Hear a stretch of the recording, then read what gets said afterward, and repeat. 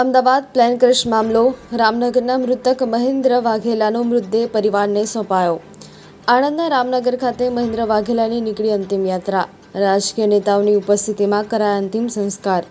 પરિવારજનોએ ભારે આક્રંદ વચ્ચે મહેન્દ્ર વાઘેલાને આપી અંતિમ વિદાય. નાનકડા રામનગર ગામમાં સર્જાયા ભાવુક દ્રશ્યો. જી અમિતભાઈ, આજે રામનગરમાં પ્રથમ મૃતદેહ લાવવામાં આવ્યો છે. ગુજરાતમાં અમદાવાદમાં જે રીતે ગોઝારી દુર્ઘટના બનીને પ્લેન ક્રેશ થયું, લગભગ 200 કરતાં વધારે લોકોના જીવ ગયા. એમાં અહીં અમારા આંકલા વિધાનસભા મત વિસ્તારમાંથી રામનગર ગામમાંથી પણ મહેન્દ્રભાઈ વાઘેલા એક યુવાન, તરવૈયો યુવાન, એ પોતાની કારકિર્દી માટે ખૂબ મહેનત કરતો અને પરિવાર લંડન હોય મળવા જાય અને એવા સમયે આ મોતના મુખમાં એમને ધકેલાવવું પડ્યું છે. અને આજે એમનો પાર્થિવ દેહ અહીંયા ગામમાં લાવવામાં આવ્યો છે. બધાએ ખૂબ દુઃખ સાથે, ગમ સાથે શ્રદ્ધાંજલિ પણ પાઠવી છે. અને આપ સૌ જોઈ શકો છો કે સમગ્ર ગામ ને સમગ્ર વિસ્તાર આજે દુઃખમાં છે. ને જે પણ મૃતકો છે બધાના પરિવારજનો પણ ના સહન કરી શકાય એવું આફત આવી છે, દુઃખ આવ્યું છે. અને પરમાત્માને પ્રાર્થના કરીએ કે દરેક પરિવારને આ દુઃખ સહન કરવાની શક્તિ આપે.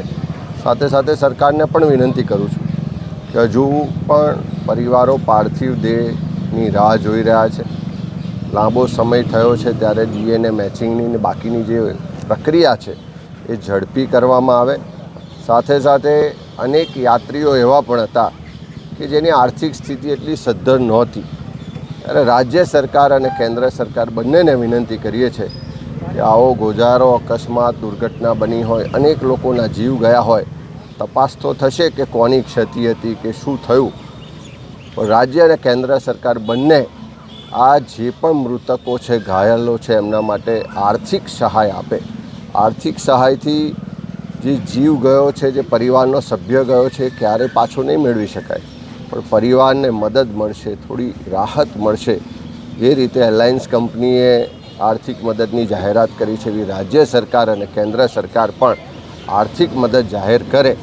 એક પરિવારને 1 કરોડ રૂપિયા, જે પણ મૃતક છે એને 1 કરોડ રૂપિયાની સહાય રાજ્ય અને કેન્દ્ર સરકાર ભેગા મળીને આપે એવી અમે સરકાર પાસે વિનંતી પણ કરીએ છીએ.